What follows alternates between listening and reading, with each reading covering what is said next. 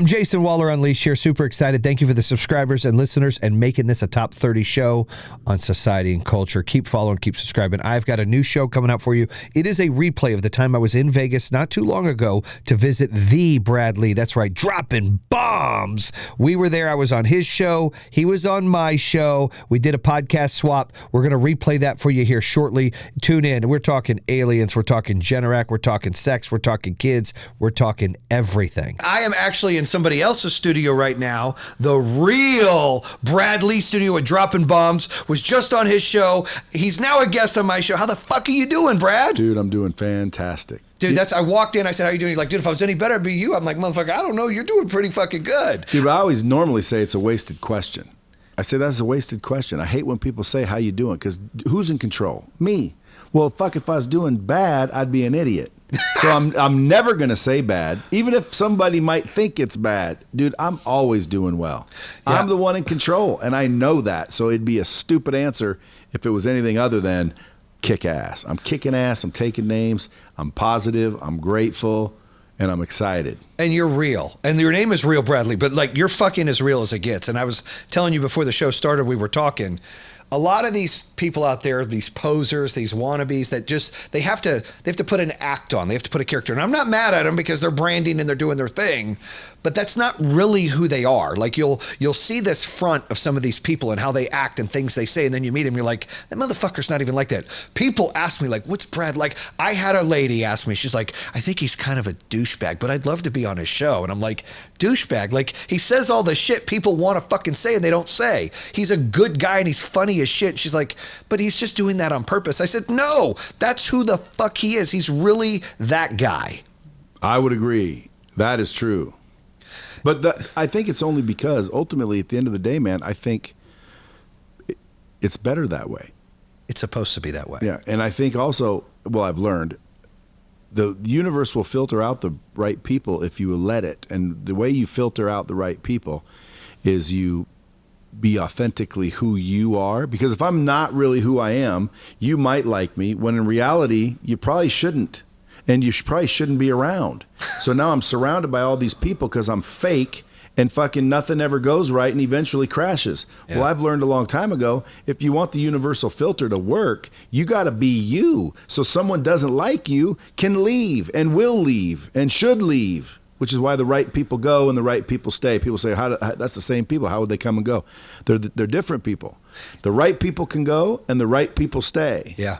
And the only way that works is if you're authentically you. So I learned that a long time ago. Unfortunately, it's I think refreshing nowadays. So I'm gaining popularity because I'm real. But I'm not really, trying to be real. I just say what I feel.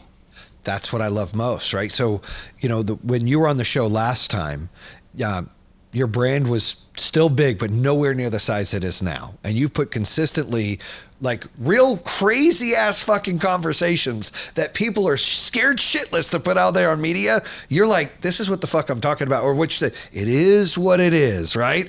And I fucking love that. And I'm telling people like, the difference between, because first of all, you're always going to have people hate you. Listen, I'm a big fan. If you don't fucking like me, but you're listening to me, I'm doing my job. And if you like me and you're listening to me, I'm doing my job. You're supposed to have both. But I see a huge wave of when you first started to really explode with all of these and I don't think they're crazy, but people would say crazy ass shit that you just bring up or randomly talk about, like your girlfriend this or fucking this or sex that or whatever. People are like, oh my gosh, did he say that? Now you're right. You're gaining momentum where people are like, holy fuck, this is a breath of fresh air. Everyone's uptight. They don't want to say anything, but fucking the real Brad Lee, he's fucking dropping bombs, right? That's right. It's 100%. And you had the key word, refreshing. It's like, dude, people just need to keep it real. I love that. So a lot of people, new listeners that we have, because this is a new podcast, you're on the True Underdog before this, they don't know exactly the history of your business and kind of how you got started. Which one though? Your main business, right? Well, let's talk about a few of them. Let's talk about some of the businesses that you got into to be as successful as you are now. Well, since we've talked last, I've started probably 4 more businesses. Good for you. And they're all growing and thriving, all of them over 7 figures, a couple of them worth 8. But, I did it with a personal brand. So what's funny is when people always ask me, you know, what's the quickest way to succeed? I say, listen, if you can figure out how to get famous real quick, you know, that's the quickest way to succeed. You see these people on like real estate shows, and then all of a sudden they're famous. You know, they're famous realtors, and it's like, you know, they want to put out classes on how they, you know, sold so many houses. And I'm like, dude, your class would be 5 seconds. Get a TV show. Yeah. Like, get a TV show, dude, and let the whole world know that you sell houses and you're going to sell the shit out of houses. So if you think about that with any business, man, you just bring it down to how do you get that reach?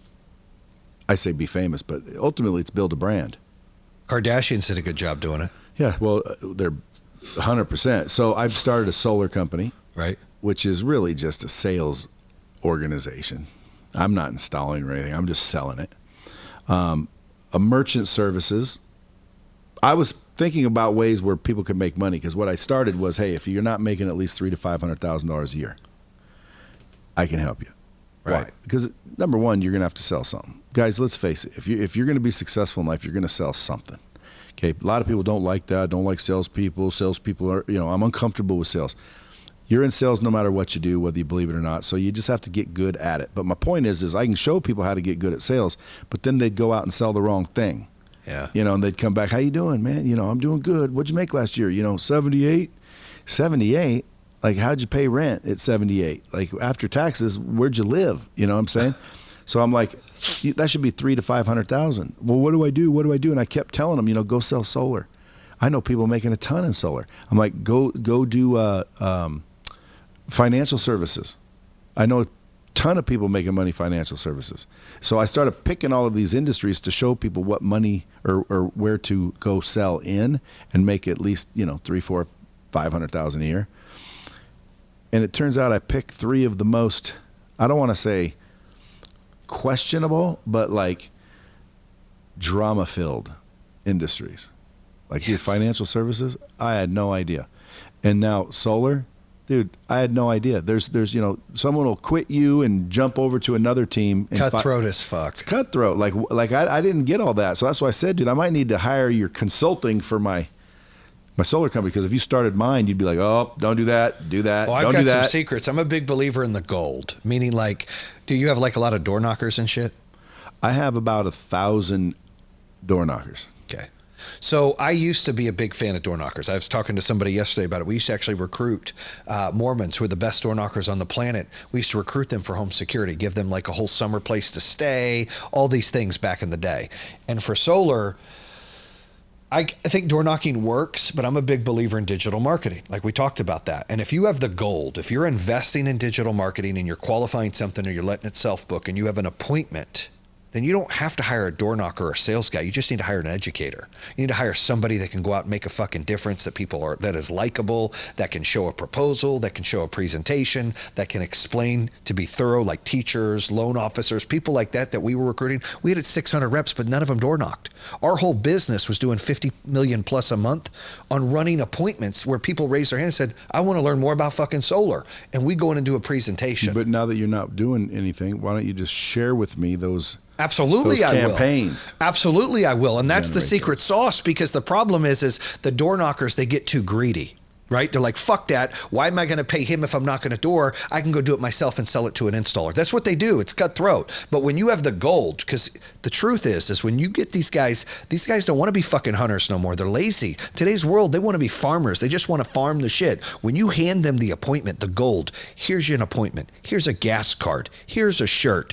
All you got to do is show up, smile, and fucking present, and you make money. Now it doesn't matter. Now you can tell those fuck sticks to go anywhere they want, and then you can fucking focus on, you know what? I'm going to build my business for the business, not for these assholes that want to go do their own thing. Yeah. I learned that in home security, and then I learned it in solar and stayed away from it. But people do well on it, but the problem is everyone leaves. Everyone fucking leaves. It's a sickness. Yeah. Well, I'm not the operating partner, so we'll figure out a deal offline. Absolutely. You can consult me. You can be my ace in the hole. Well, hey, I need some consulting on the coaching and how to build. Well, that's easy. That's the easy part. That's where I'm trying to go with that stuff. Yeah, well, that's easy. So what's been new in Brad's personal life? Like, I remember the last show we talked about how many kids you had. Yeah. With how many different women, which was amazing. Care to share that story again? Well, I mean, it wasn't 7 kids from 4 women. but I can explain. Yes, please do, because that's one of the best things that I've ever heard. Well, when I was growing up, obviously 17 years old, I figured I'd try this thing they called sex I'd heard about. So I tried it once.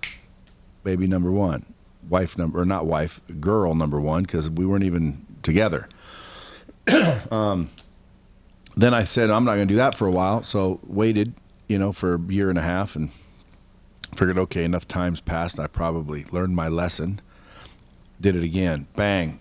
Kid number two, girl number two. So now 2 kids, 2 girls. And I'm 19.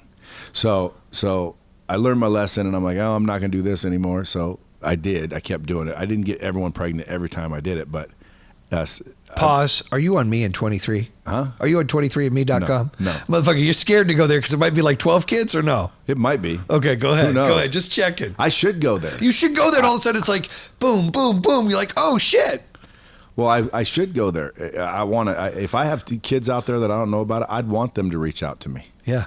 But anyway, so kid 3. Yeah. So then I got married and had 2 boys with a 3rd girl. So now there's 4 from 3. And then the wife I had wanted to be the boss all the time, and she can be the boss, just not with me. So I'm like, okay, so I guess we got to disband this thing. So broke up there, and then I wasn't going to get married again or have any more kids. I already had 2 girls, 2 boys. I didn't get to really raise the girls too much because I was immature and the moms did. And, the 2 boys, I'm going through a divorce, so, I can only raise them half the time. And, I met this girl who was a little bit on the younger side, and she didn't have any kids, and she wanted them. And I'm like, I don't know. I'm not going to really have any. And then she would just hung out so cool, so I decided I'll marry her. And sure enough, 3 kids later, there's 7 kids, 4 women, completely explainable. How old are all your kids?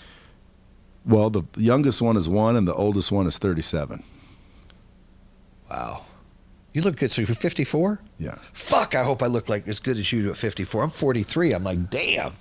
You will. Just keep your moisturizing going. You got to keep putting it. And you're out here in the desert, too. Yeah, I mean, dude, you get Botox, you get freaking, you got to do all the things. Yeah, you do all the things, and you freaking take care of yourself. But, you'll come back here a year later, you'll be like, God damn, he aged a lot. Because at some point in time, it's just like, bam. Yeah. No pun intended. No pun intended. Bam, you're old. Yeah, I'm still fighting that age ticket. Like, I love Botox. I started getting Botox because of migraines. And then I was like, oh shit, this helps wrinkles. So now I'm like addicted. I got to get it all the time, all the things. But I use a lot of the moisturizer. So 37-1, what's it like having a 1-year-old right now? It's wonderful. I love it. Do you feel like, at least for me, I have 4 kids, 24, 19, 16, and 12. And my 24-year-old and my 19-year-old always joke and go, because I got the same woman, right? They're always like, yeah, we're from your first marriage. You guys treat those kids different. That's your second fucking marriage. Because I'm a different dad than I was back then. Like you talked about immaturity. Like I didn't know all the things then. And I was impatient back then and frustrated back then, to where now I'm like super dad. Like I'm coaching my son's football and I've got all this time, and I try to mentor him on how to be a great leader and a great man and to open doors for women. Is it completely different being 54 years old and having a 1-year-old than it was a long time ago?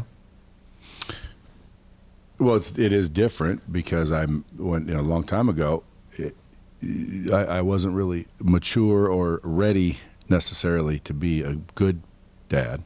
But now it's like, people say grandkids are the best because you can play with them and then they're not yours.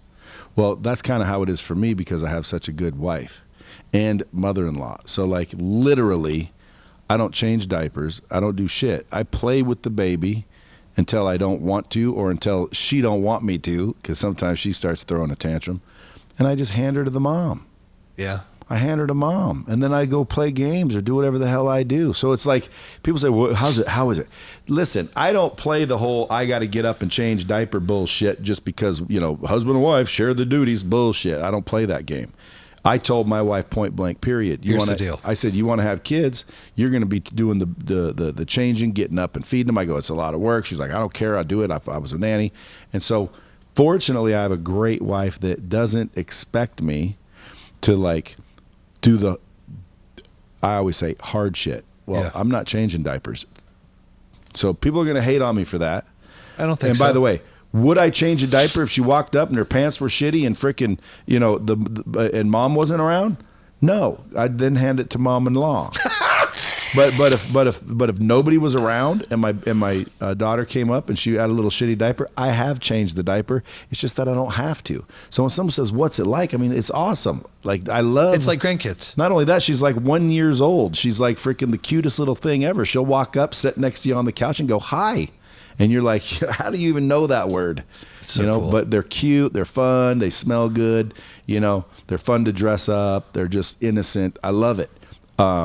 But I mainly love it because I don't have to deal with her as much. You deal with the goods and not a lot of the bads. Right. My wife ultimately shields me from all the real work from a baby. Because moms, dude, they have it harder than anybody. Absolutely. A lot of people say, your wife doesn't work? What are you talking about, dude? She works harder than I do. She just doesn't do it for somebody else. She does it for us. Like she's taking care of the kids. It's crazy. And then I made a joke one time on my podcast that I have a magic floor. I said every time I throw my shirt down, it ends up folded and back on the hanger. It's the craziest thing. It's a magic floor. I can throw like my jacket down, it'll go boom, and then I throw like my pants down, it's like washed and folded back in my closet. Best floor ever. People started saying, "Oh, that's rude." Yeah, it's not right. That'd be listen. So my wife stayed at home. But it ain't my wife. First of all, we have a nanny, right. Okay, and we have help. Number one, number two, she has a magic purse. I'm serious. Like She has a magic purse. She will spend all the money in her purse, and poof, it's back. More money appears. So it's like, hey, I got a magic floor. She has a magic purse. Quit worrying about us. We're happy. Everybody's happy. That's fucking great. So. We have help too, and I get it. Like everything's done. I'll wear something, as much shit as I got in my closet. I wear the same thing every night because I'll wear it at night and put it in the hamper, and I get back from work next day, it's fucking clean and hung up. That's because we have help doing it. But when your wife has a magic hamper, bro, magic fucking hamper, dude. That's right. I'm gonna go fucking put a sticker on it. It says magic hamper. When my wife stayed home forever. She only worked very little. She didn't work a lot. She helped me to try to save Power Home. She came into the customer care side and started a one-on-one talk to some of the consumers and their problems, trying to white glove to get them to the finish line to be fixed. And then before that, she really didn't work much. Like she's always been a stay-at-home mom. We did get her a nanny when we got our fourth kid. It was fucking hard. Like hell yeah. Here she is fucking throwing balls in the air. And I was the exact same way you were Monday through Friday. But Saturday and Sunday, I would help her out, meaning like I wasn't a real big fan on changing diapers. I would do it though, but it was like I would let her sleep till like 11 or 12 or 1 a.m., 11, 12 p.m. or midnight and 1 a.m. And then I would be up, because I was younger, playing video games and fucking babies in the swing. Here's a bottle, burp, shut the fuck, do my thing. And then she would take over. I would do that on the weekends. But weekdays, I didn't have to do shit either because I married a good woman that I come home and kids are taken care of, food's on the table. I didn't have to worry about it. But that's the trade-off, right? When a husband can go and provide a great lifestyle and do those things, that they're upkeeping the house, that's their work, and you're upkeeping the magic purse. I mean, that's how it works, right? Well, if you want to get out of changing diapers, all you have to do is, change one terribly, if you know what I mean. Like I changed one once and, got shit all over the place. She's like, "What are you doing? Get away. I'll do it. From then on, I never had to do it again. Yeah, it's about me making beds, I think. One time I made a bed real bad, and she's like, "You don't ever fucking do that again." And I've probably know how to. I just didn't want to. Now, normally I'd bust your balls and say, what's this whole conversation got to do with business, attitude, and money? But in reality, it's got everything to do with it. Why? Because if you're fucked at home, you're fucked at work. You're absolutely right. You got to have that mindset, right? You got to have that mindset to be focused, to do everything you've got to do. So let's talk about this. So you've got these 4 or 5 companies that are booming, or 4 or 5 that you've opened new. And they're all booming. You got that right. They're all booming. Lightspeed. Talk about what Lightspeed does, because that's the big baby. Lightspeed's the company that I started that kind of kicked off everything to allow me to start all the other ones. Because I have RV dealership now. I don't know if you know that. I didn't. That's cool as fuck. Yeah, I mean, I've got all kinds of things going. Is it the Brad Lee RV dealership? No, that depends on where they are. We bought existing RV dealerships, so we didn't change the name. Okay. So like one of them's called Wagers RV in Salem, Oregon. One's called like Camper Corner. Is that a good business? Roseburg. During COVID, it was really good. Yeah. But now it's slowing down a bit. But, it's always a good business to be a dealer, I think. Yeah. Car dealers print money. RV dealers print money. But when times are slow, people get all worried. All we do is, buckle down and get back to the fundamentals. And most people don't. So we're fine. And it was killer for a minute. But now it's just, it's pretty good. But Lightspeed, talk about exactly what Lightspeed does. Lightspeed was the first company that I started 20-some years ago, back in 99. It's a web-based interactive training technology that I developed for myself to go become the next, Tony Robbins. I was going to go do it. I was going to be the sales guy, Brian Tracy, Zig Ziglar, all these sales experts in the world. Right. And I'm like, dude, I'm young. I'm better than all of them. I'm going to go out there and crush it and become the best of the best. So I realized training wasn't really effective out on the road, living out of a suitcase, no repetition, no practice, no accountability. So I thought, man, I got to figure out something. So I developed this technology for myself. And the next thing you know, I'm running into customers that are wanting other name brand trainers, and I'm trying to sell them my training. And I'm like, listen, are you telling me that you'd buy this if I had Zig Ziglar? You're telling me that you'd buy this if I had this guy or that guy? They said, yeah. So that's when I thought to myself, well, let me just go sell them on using this, and I'll even tell them where the customer is. So I went and knocked on these doors of the Zig Ziglars, Brian Tracy's, Grant Cardone, Tom Stuker. There was a bunch of big name, John Maxwell, all these big name trainers. And I wasn't a big name. I was just better at sales training than anyone else. But nobody knew who I was, so it was much more difficult for me to close the deal. And I thought, man, why don't I just go get the people they want, close them on using my software, and we'll get that deal. So I'd go knock on their door and say, hey, listen, how are you? I know you're having trouble training. I know that you don't have anything online. And this was like in 99, bro. Right. People were like, oh, that's never going to work. Long story short, I closed the people that were teaching you to close on using my software. So now I became, instead of a trainer, I became a software provider to the trainers, and I developed the technology, and I thought, let me just get the technology the best in the world and focus on that, and I don't need to be a trainer, and I just let all the other trainers use my software. And then because of that, I got invited to a lot of stages and got a lot of attention from a lot of that, and then people are like, well, I like Brad's approach. I like Brad's opinion. So then I started getting followers. And so now they're wanting me to be a trainer again. And I'm like, well, I theoretically could. I've built businesses. I've done all kinds of things, but I haven't really made the final decision. But it's all come full circle. But that's what Lightspeed is. It's a web-based interactive training technology that I developed for myself that is now used to train, track, monitor, and measure people for whatever. So like, for example, if you wanted to learn, Tony Robbins's, Unleash the Power program. You could use a password and have Tony train you at midnight while, the real one's not even there. So on-demand training, I would say. On-demand training. And that's, in 99, it was genius. And now you've evolved the software to be relevant, obviously, of what technology's changed to today, correct? Yeah, we're still the most badass training system out there. There's not really a lot of training systems out there. That's the funny part. Like, there's videos. So like most people will say, hey, I'm creating a course. Well, what they mean is they're making a video. Okay, Right. A video is not what trains people. Okay, training requires 4 things: good content, repetition, practice, and accountability. And a video is one of them at best. Good content. It could be repetition, but how do you know how many times someone watched it? How do you know if they understood it? How do you know if they actually comprehended what it is you were trying to teach them? Where's the testing? Where's the role play? Where's the practice?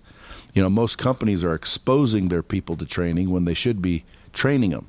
And the difference between training and exposure is training has good content, repetition, practice, and accountability. So let's say you're going to go make a training course for somebody and you just create a video and you put it online and you sell it. Well, I could buy it and say, dude, that thing was garbage. And you go, you didn't like it? It didn't work for you? What? I say, yeah, it sucked. It didn't do anything. You're a fraud. And you have nothing to say. But what if you could log in and say, dude, you haven't even went through it. You haven't even looked at it. You bought it, but you never logged in, bitch. So like there's accountability. And then if I did buy it, and maybe I really wanted you to coach me, but I couldn't afford the real coaching, so I bought the course. Well, if the course is done right and it's delivered with repetition, practice, and accountability, which only Lightspeed can deliver, virtually online. You can do it manually, but it's much more expensive and takes a lot longer. But this software allows you to do that. If I were to buy your course now and that software set up right, well, now I'm actually saying, dude, this is a badass course. This dude's freaking awesome. And I start applying some of the things you're teaching me. I start to find little success. And now guess who's knocking on your door wanting that coaching? Right. Because now I can afford it. Or now I guess I could say I'm sold on it. Why? Well, because you gave me a product that's worth something, because it's not just a video. If you go out and sell a video, call it a course, but sell a video, just a video, it's just a video, versus a system, you're making a mistake. A system is Lightspeed. It's got leaderboards, gamification, discussion tabs, forums, file vaults, testing, role play, simulation, communities. It's a whole thing. So most people are out there wondering, what's the difference between like Lightspeed and all the rest of the stuff that's out there? And really, those are hosting solutions. They host your videos. Lightspeed, your video becomes part of the training solution. Okay. See the difference? I do. Yeah, like in other words, you don't call cupcakes flour just because you use flour in the cupcake. So like Lightspeed's a cupcake and a video's the flour. Like we do use video, but it's not the same. It's not the whole ingredient. It's just not the same. I mean, all these other systems that are out there where people are selling courses, and a lot of them just don't know. And then there's some that do know and they don't care. But the ones that don't know, I inform them, they'll jump over as soon as they see Lightspeed. So fortunately, I built a mid 8-figure company and growing, still growing, with Lightspeed by serving all the trainers. And now the trainers would go out and buy or sell into companies, and then companies wanted it for their other stuff. And so now we have millions of users all over the planet, and Lightspeed is a web-based interactive training software. When you say it's interactive, so let's say one of these companies or trainers or coaches, they are going to have a scripted module that they're following that's videotaped, if I understand this correctly. I'm going to teach you how to door knock. And they're going to go through this whole door knocking presentation. Yeah, but watch this. I'll give you an example. Okay. So instead of assuming that you want to learn door knocking, I would say, hey, I'm going to teach you the solar business. Where would you like to begin? And then whoosh, some people might choose door knocking. Some people might choose digital closing. Market. Yeah. Hey, who are you? What do you want? What are you looking for? Maybe I already door knocked. I don't know. But at the end of the day, the interactivity allows you to get to the customer level. Most videos are one size fits all. You're right. So instead of saying, hey, I'm going to teach you door knocking, say, what do you want to learn? Or do you know door knocking? Yes or no? Because if you know door knocking, maybe I don't have to spend as much time on door knocking, and now we can go focus on where you're weak. Where are you weak, by the way? Closing. Okay, good. Then let's spend a little time closing, while he did get worked on for doors, because the answers he gave kind of said, okay, let's do the door knocking. So that's the part that's interactive, but you have to... That's an example. It's all interactive if you make it that way. So if I were to film a bunch of videos, you have the ability to have, or anybody films these videos, for a consumer to say, I want to learn solar. Yep, I want to go down here. They go down the tree that they want, and the content is there for them. Is there questions during that content, is what I was getting to in the interactive part. Do you understand? Do you want more? Are they still interacting during those modules? Sure. After they've already moved along? Yeah. Oh, well, that's genius. I didn't know that's exactly how the business did that. That's phenomenal. Yeah, I can show you some examples, but again, I mean, it's how you use it. Like if I throw you the keys to a G550, I'd come over there in about 6 months and I'd be seeing you eat lunch in it. And I'd be like, what are you doing? You'd be like, having lunch. What are you talking about, dude? We got a lunch meeting. We do it in the jet because it impresses people. When in reality, the thing flies, but you don't know how to fly it. So what are you doing? You're just having lunch. By the way, I am taking courses to fly, but go ahead. But you know what I mean? Yeah. So it's like if you throw me keys to a jet, bro, I can just have lunch in it. That's all I can do with it. I can't fly it because I don't know how to fly it. So the Lightspeed platform is like a jet. Okay, you can use it a million ways. The question is how did one use it? Like if you look at Grant Cardone's system, You say, I saw his and I saw this one. They're the same conceptually, but they're different. Why? Because this one chose to do different things. So it allows you to create interactive content. It's an interactive content creation tool. See what I'm saying? Like the rest of these host your videos. This one creates them and hosts them and tracks them. And gives you the results of the data you need. Yeah, so like for example, if I'm going to send somebody through a video that teaches them how to door knock, I'm not going to ask any questions. I'm not going to make any offers. I'm just going to upload a video and like sell it. Well, then I wasted a lot of opportunity, because for every person that I would have sent over there, I would have sent this way and asked questions, collected data. Data is valuable. And then based on that data, made them offers based on their particular needs, situation. wants. Yeah. And now all of a sudden, that same $97 course produced another $600 over here because of the interactivity. Over there, still the same $97 course. And now, if you're smart, you're nurturing and dripping on them and following up afterwards. But like, when's a better time to ask someone to buy? Like at the right time, or 3 weeks later? Right after they bought. Yeah, and then people are like, we do that. And I go, how do you do that? You don't have any interactivity. They're like, well, we just, whoever watches the video, we just drip on them. And I said, bro, if you got a drip on your customers, I suggest you go to the doctor. Especially if it's green. Yeah, there's a problem dripping on your customer. They're like, no, we just drip on them until they buy, or they don't. I understand what dripping means, fool. Why didn't you ask them to buy right when they were right in the thick of what you already sold them? Right. Why didn't you ask them to buy 6 times during that situation? Because you don't have any interactivity. So you couldn't. You just have a video. And a video doesn't train people. I watch mixed martial arts, doesn't make me a black belt. You watch UFC? I do. You a black belt? Fuck no. Were you watching all that fucking video? Hey, touche. You're right. All right, good. If I had the bomb thing here, you're just... You do. It's over there. Which button is it? The one with the bomb on it. There you go. There you go. On my show, I got to use it. That was cool. So let me ask you this.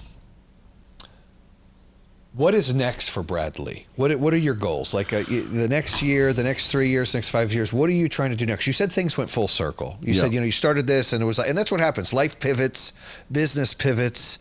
I used to want to be a fucking sports agent, a lawyer. I didn't even fucking go to college, right? Yeah. So things just change of what you're going to do. What's next? I set up those companies again to give someone an avenue or a vehicle to which to get out of the rat race with. So like, for example, I believe solar, and yes, of all people, you can make a shit ton of money in solar. I know idiots, and when I say idiots, I should say naive young people. Why? Because there's no life experience there. They're not that bright. They're or talented. They're walking around making $50,000 to $100,000 a month, knocking on doors in neighborhoods and selling solar. So again, if any Joe average that had a little discipline and work effort or work ethic can do it, so can most people. They just don't know about it. I didn't know about it. So I'm creating these avenues to help people get out of the rat race. So I'm going to do that for the next 3 to 5 years. And then again, I told you earlier, I'm considering getting back in the training space now because I do have the brand, and I think the world would appreciate my form of delivery.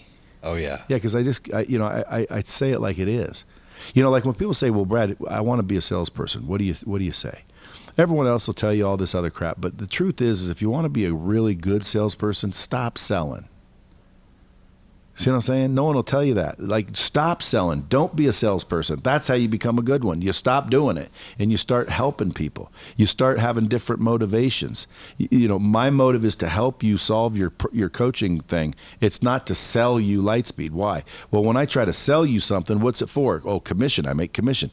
Well, if I'm trying to help you, I'm just trying to help you, my vibration changes. Yeah. And dude, the whole world is vibrations. We're all vibrating at a different frequency. So at the end of the day, as soon as you move from a selfish standpoint that I want to make a commission to a help standpoint, your vibration goes up the tone scale, and all of a sudden now you're vibrating up here at a much higher level. When you start meeting people and building relationships, they're easier, better, faster, stronger, right. And all of a sudden, look, he's selling more than anybody. Well, that's because he stopped selling and he started helping. Yeah, he didn't chase the money. He chased other things, helping people elevate, and people chase success, not money. Yeah, now nobody will teach you that. No, I agree. So let's talk about, before we wrap up here, let's talk about the world we live in now, and with people fucking pointing the finger, because I always hear you do a lot of posts about, you know, the world the way it is today, and these motherfuckers making excuses or playing the victim or things like that. What is your standpoint? You talk about these naive young guys out making money, but the kind of world that we're turning into, that our kids are growing up in. Like, I'm specifically strict on my children to be like, look, you have to outwork everybody. You're not going to be smarter than everybody. You're not going to be fucking faster than everybody. But you need to go in there and fucking put in the fucking work, and good things will happen. You need to fucking go in there with confidence. And I always say confidence and arrogance, there's a fine line between them, and I like to ride it. It's right fucking there, right? You want to be overly confident than fucking insecure. And so I work with my kids to do that, because the world that I'm at least seeing is everybody pointing the finger, everybody making excuses, everybody looking for the shortcut. What is your take on some of the bullshit you've seen lately?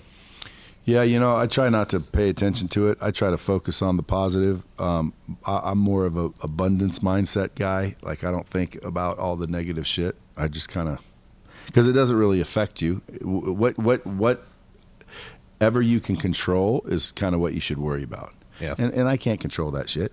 Like, I took my kids out of school. Why? Well, because they're teaching young children the stupidest of shit. Yeah. So I took them out of school and then hired a teacher out of that school and said, hey, you're now just two people's teacher. So now they have a private teacher that comes over every day and teaches them whatever they would have learned in school, but without all the stupidity. And all the drama. Right. So when people are like, oh, the school, you know, they're teaching young kids. They're not teaching my young kids that. So I just took responsibility, and I don't focus on the negativity. So it's hard for me to say, you know, what I think of it, because I don't focus on it. I don't pay attention to it. Well, you think something, I in do order to hear put your about it, kids though. out, you think something's affecting it to say, I don't want my kids to deal with that shit. Yeah, but like, they've got, transgender LGBTQ circuses or whatever they're called, you know, whatever they are. They go and they have the little kids and their drag queens walk. Why would you be doing that with such little kids? I don't know.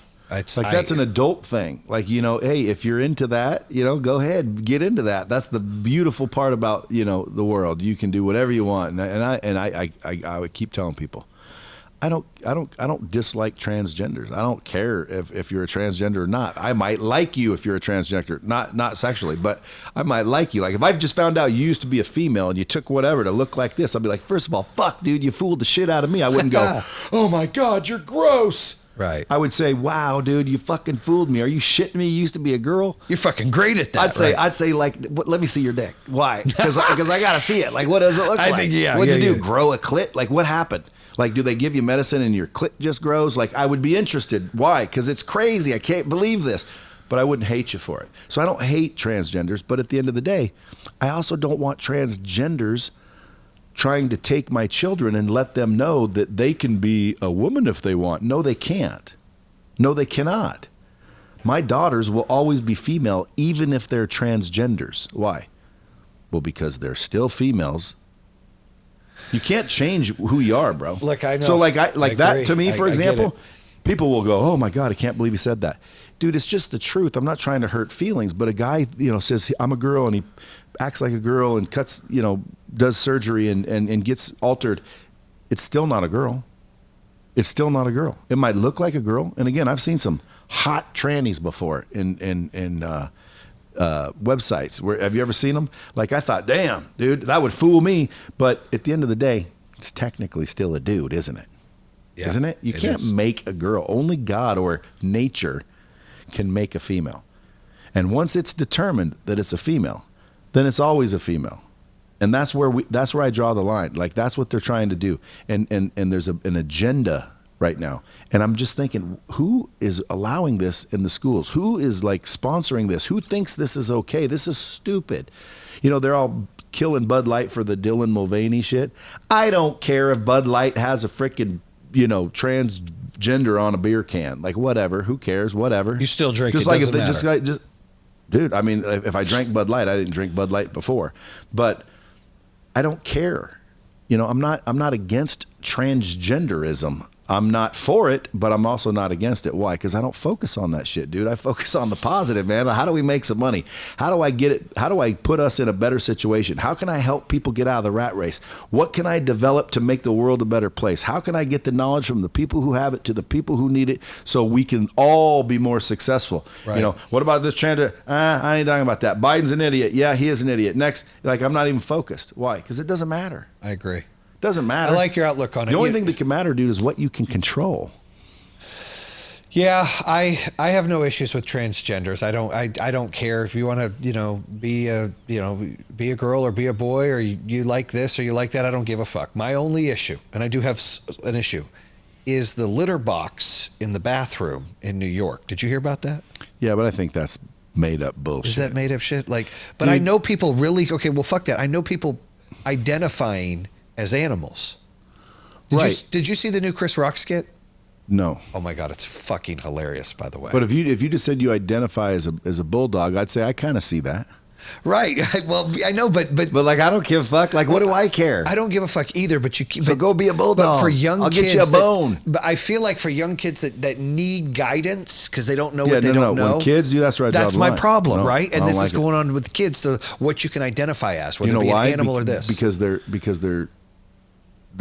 trying to get rid of masculinity. They're trying to get rid of the old traditional values. They're trying to get rid of the nuclear family. They're trying to bring in debauchery and sin, believe it or not. I mean, it is technically sinful to do a lot of these things according to Scripture. But, again, who am I to judge? I've done some shit in my day that, hey, listen, I need forgiveness just like everybody else. But at the end of the day, dude, don't bring it to the kids. Don't bring it to the kids. Like, let the kids grow up and be gay and transgenders all by themselves. Like, you know what? That'll happen by itself. You don't need to help it. You don't have to influence it. Don't influence it. Like, and besides that, they're not your kids. Okay, they're my kids. They're your kids. Like, I'm not going to come to your kid's house and say, hey, you should have more manners, mister. That's your job. I'd walk over and be nice to your kid. If I thought he was a prick, I'd walk off and think, boy, what a prick. What a prick kid. And by the way, like, some people say, I don't want to give my kids anything. I need to teach them that they have to do this. And, when I die, I'm giving them everything. Right. Why? So they don't have to work and listen to your big fucking mouths. Like, so they don't have to be freaking pressed down by the freaking man. Like, so they can enjoy life. Why? Well, that's why I work. I work so I can enjoy life and the people that I love can enjoy life. Amen to that. That's why I work. Otherwise, if that wasn't the case, dude, why am I working? Like, dude, life is short, bro. Go surf and go kayak and go do things. Well, you don't have the money. You never seen hippies, bro? You never seen people surfing around with no money? I've done it, dude. You can surf around more than you think with no money and just be happy as hell doing drugs. I know a lot of motherfuckers no money. They're happy as fuck. Yeah, and we're doing whatever you want. And by the way, dude, they're the ones that are going to die more experienced and fulfilled than all the people chasing after money because that's what they think it requires. Which, again, my idea of success, money is included. Right. I think there's three things that are the most important in life. The number one thing is health, because if you lose that, you're going to give up all your money to get it back. Yeah. The second most important is relationships, because when you get ready to die, if you were going to die right now, you wouldn't be thinking about your watch collection or your cars or your businesses. Money means nothing when you think you're going to die. Right.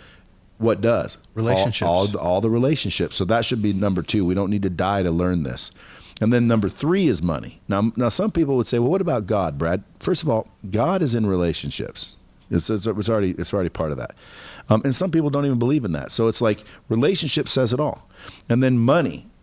The third thing is money. Why? Because folks, you can hate on money all you want, but number one, it's so useful.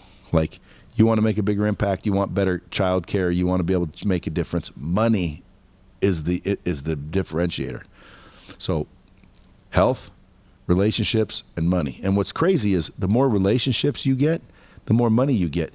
The money you get comes from relationships. So if you want more money, you need more relationships. And what's ironic is the more money you get, the more relationships you get.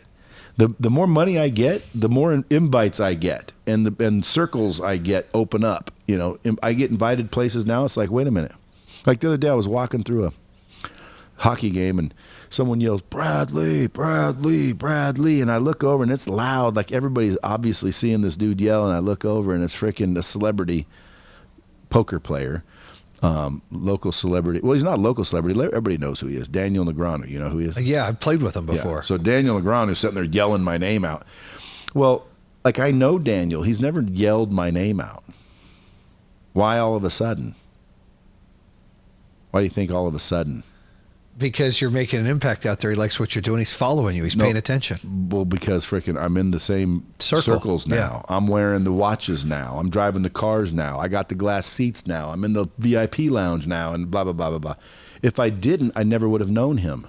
So, I mean, at the end of the day, proximity is power. And money gets you proximity. Let's face it, it's true. And by the way, like some people say, so what are you saying, that we should use each other? I will be the only one, I think, that I've ever heard say, yes, you should use each other. It benefits everything around. Dude, an intelligent community or society will leverage each other to make it more powerful. So, yes, I think you should use people. And they should use you. Dash Bradley. Of course they should. You should use people. Like, ask somebody, you know, are you a user? Do you use people? They'll be like, no, I'm not a user. Haven't you ever heard, you know, don't be a user? Yeah. You know, she used me. You know, he's a user. You never heard that? Oh, I've heard it. It's like a negative thing. And it's like, dude, using each other is one of the most highest forms of intelligent behavior I can think of. Like if I can leverage what you got and you can leverage what I got and it gets us both more. Win, win, win. Now, again, if like, well, what about if I just use what you got, I get more? Still good. It is still good. Yeah. It's like, dude, if I can use what you got to get me more, what's wrong with that? People will say, oh, you're a user. No. You're intelligent. Okay. The fact that you didn't use me makes you stupid. Why? Because you didn't take advantage of me. You mean you should take advantage of people? Yes. You should take advantage of your wife. You should take advantage of your children. You should take advantage of your relationships of all kinds. You take advantage of them, full advantage of them. And I always tell people, I never fuck anyone, bro, but I like to be in the position to. Oh, shit. Okay. You know what that means? No, explain it. It means that I like having the upper hand. Yeah, you like to be in control. I like to have the upper hand. But why would anyone not admit that? Because everyone would want that. Yeah. If me and you were going to do negotiation, I would want the upper hand. Yeah, and I would want the upper hand too. So all I'm saying is, I don't fuck people because I do not. But I like to be in the position to. I want you to know, dude, all I'd have to do is push and you're fucked. But I don't. See what I'm saying? And that's why I can walk around with the confidence that I have. Because number one, I don't need other people's opinion or validation. Why? Right. Because I know I'm a good dude. I know I'm up helping people. I'm not hurting anybody. I'm literally the closest thing to angelic you can find on this earth. I'm serious. That's powerful. I love that. And I'm serious too, because like I don't screw anybody. Yeah, I bet you if I died right now, if there's a God, I'll be welcomed as like, you know, there you are, my son. What a sweetie pie. Get over here. Why? Because I genuinely want to help people. I genuinely don't hate people. I'm not mischievous. I don't freaking steal. I don't do bad things. And you don't fuck anyone over.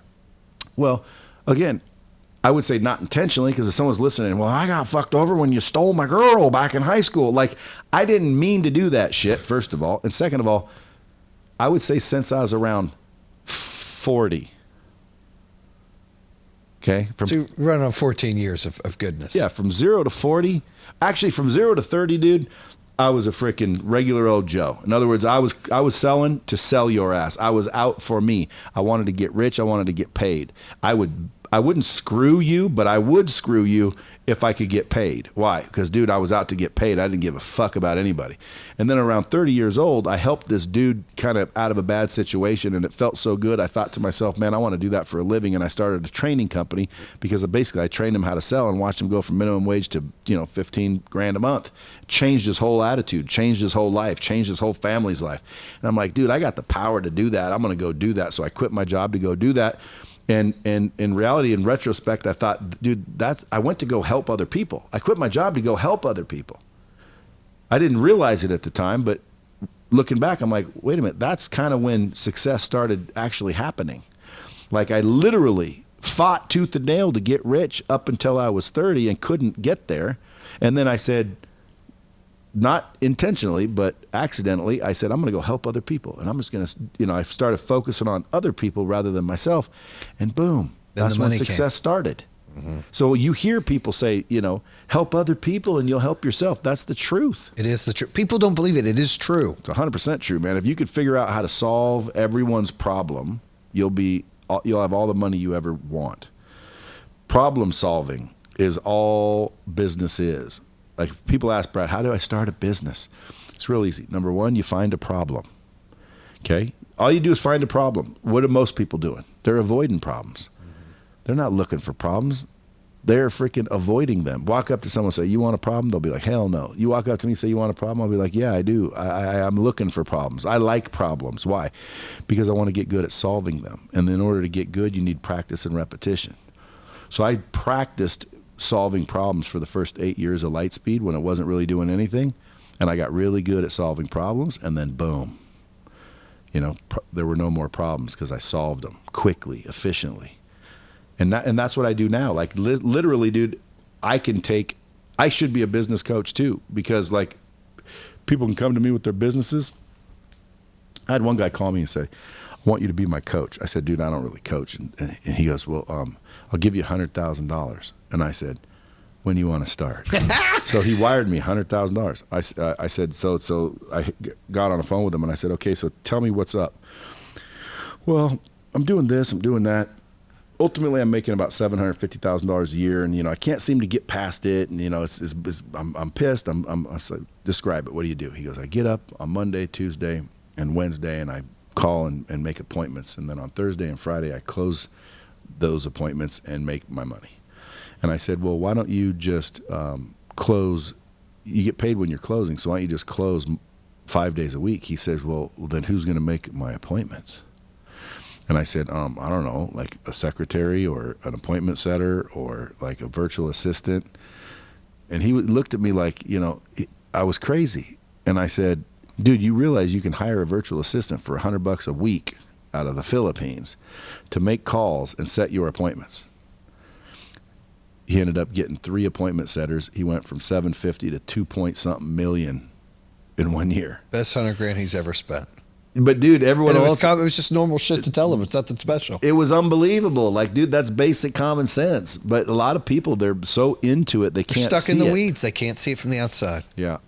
But one of these days, so you said the question was, where am I going? So I want to finish building out these I call them avenues for people to get out of the rat race. Now they might change. Like if solar crashes or it's not like it used to be, I might get out of solar. But then financing in solar is fucking hard right now. I know, but then I'm going to go find something else. Why? Well, because, dude, I want to give the people the knowledge that they need, which is sales, closing, and persuasion, how to be cool, how to be confident, how to like themselves.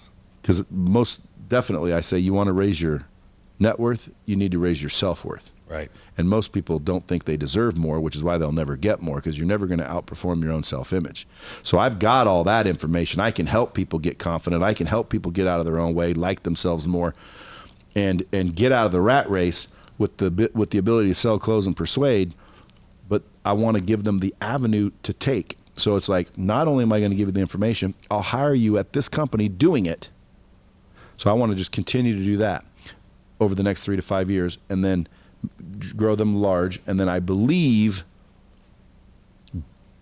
exit all of them and just do coaching and social media. Yeah, that sounds speaking, like a good plan. coaching, social media. Like I call it the Brad Lee brand, Brad Lee Inc. Because like they're paying me 50 G's usually to speak. Now again, 50 G's to walk out on stage for an hour and talk. And what's funny is that's all I do is I talk. I don't have a speech per se. Right.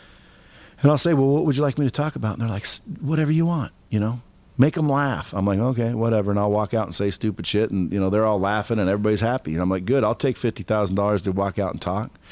Dude, I did, I think it was like, I'd have to do the math, but, $1.6 million last year, straight speaking fees. I'm trying to get in the speaking game, dude, at $50,000 a whack. Yeah, I'm trying to get in the speaking game. I have to pick your brain on that or get some contacts. Well, it wasn't a bunch, but I mean, dude, they book me left and right. Like tomorrow, I go to SolarCon, and then they're booking me left and right for $50,000. I'm about to raise. Do you it have an to, agency or something you deal with? No, just your people. I'm about to raise it to 100,000 because again, they keep saying yes to 50, and until people say no, you keep going up. Yeah, your price isn't high enough. So you just keep raising your value, and guess what? You'll triple your income without doing anything else. It's just you just believed you're worth more, you asked more, and got more. Isn't that crazy? It's so crazy, but it's how it works. It is how it works, but people won't tell you that. People want to give you all this bunch of bullshit. So anyway, after 3 to 5 years, just go away and then just do Bradley Inc., which means just be me, be philanthropic, help other people, maybe with some finances. I wish someone would have gave me money a long time ago. I'd probably be already a billionaire if someone would have came in and gave me the guidance and the knowledge and the freaking money that I could have used. Right. Although I made it, and people are going to be like, well, it's better that way. No, not really. I wish someone would have walked in here 10 years ago and said, hey, Brad, you got a tiger by the tail here. Here's $100 million. Let's partner and go to the moon. And someone could have, and I bet you I'd be a billionaire right now. So I want to do that for other people. There's going to be people where lessons and advice isn't really what they need. You know what they need? A check. Yeah.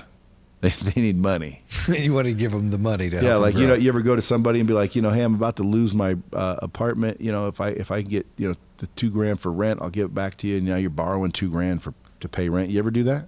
I've never done it, but I know people. I've done it. Trust me. And nobody wants to loan you the $2,000 because number one, why do you need rent? Then they start preaching and teaching and whatever the case may be. Sometimes, you would get people wanting to give you advice. Jason, I'm not going to give you the $2,000, but let me tell you something, and I'm going to give you this advice so you won't be in this situation again someday, and they think that's, the best thing they could have done. When in some cases that is the truth, especially when it comes to like drug addiction and shit. But we're talking about money. Sometimes they need their rent paid. Sometimes they need a loan. Sometimes they need the capital. So I want to be able to exit all my stuff, walk out with over a billy, and then just be Bradley Inc. and help other people realize their shit. And then die. Yeah. I want to live to 120 though. 120 is a good number. Dude, that's a super centurion is what they're called. How many people usually live to that age? Is it very little? Not many. Very, very few. But it is a super centurion. That's what they call it. And I think it's 110 or better. So if I can make it to 110, I'm okay. But do I want to be an old, decrepit, 110? No. I want to be 110 and still walking around getting boners.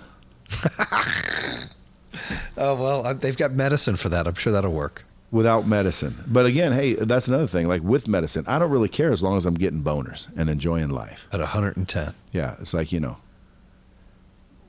want to enjoy life. I don't want to be 110 just for the sake of being 110. Like, I've been, for 18 years, I've been sitting there, drinking a milkshake, slobbering, watching freaking reruns. No. Okay. Put me out of my misery on that deal. But I want to be 110 walking around, playing with my kids, my grandkids, like cool shit. Yeah. And I'm hoping that by then the medical society has figured out how to extend our life. I'm thinking the same thing, by the way. Wouldn't it be great? Would be great. All of a sudden we're like 130. Can you imagine if somebody died like, a year ago from such and such, and then a year later there was no more such and such? Like they literally figured out a way to keep it from happening. It's almost like weed and people in jail. There's people in jail spent years and years and years and years and years White in Boy jail. White Boy Rick's a good friend of mine. Yeah, but dude, they spent all that time in jail for shit that's now legal. Oh, I'd be all pissed all over again. I'd be like, you telling me I did fucking 20 years for something that you just legalized? You pricks. That's how it works, though. No, I mean, dude, I get aggravated. That's how our government is, though. I know, That's but how I get it is. aggravated when I talk about some of this stuff. Think about this. In California, they will allow you to do heroin, and they will give you the needles, and they will give you a place to do it because they want it to be clean for you. Dude, to me, that's an accomplice. You're an accomplice in a crime. I think everyone should be arrested that allowed that and set that up and voted for it. Why? because it's against the law to do that shit. We've all decided that heroin's no good. You can't decide as a freaking city commissioner that you want to give them a clean place to do it. Now, some people will be like, oh, they're addicts and this. Look, I'm not talking about the ones that want to get help. That's over there. Okay. I'm talking about the ones that you're just allowing to be heroin addicts right there on your porch.